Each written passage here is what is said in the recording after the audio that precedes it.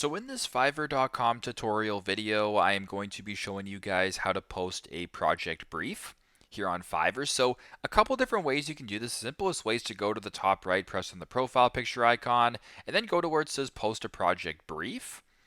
Once you're on this page right here, you can go ahead and actually describe your project. So in this case, if I wanted to, I need to create a website design, whatever the case may be, whatever your prompt is. And if this looks good to you, go ahead to the bottom right and press generate brief.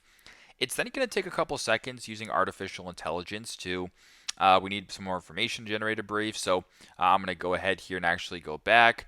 I need to create, or I need an English speaking voice over actor that can narrate videos. I don't know. Press generate. So hopefully this is enough. If you have to feed it more information, obviously feel free, do what it says, but this should be enough judging by the time that it's taking, using some AI to help right here. That's obviously a good sign. So once that's done, it's going to go ahead and ask you some more questions. So what best describes your needs? Ongoing, one time. So maybe this is just a one-time thing. I just press on one time. You can then see the overview that it created as well as the scope of work. You can obviously change this. Press the pencil icon right there.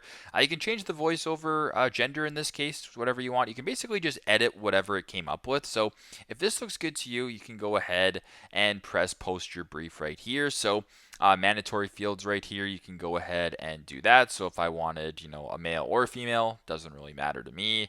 And where it says budget and timeline, if you wanted to have your budget be $100, fixed price, this is all good. Need to buy a specific date. Let's just say June 14th.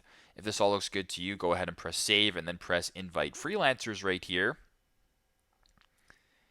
You can then go ahead and your brief is now created, and then you can go ahead and invite freelancers to it in order to join the brief that you created. So very simple, very straightforward. That is how to post a project brief on Fiverr. Thanks again for watching, and I hope this video helps.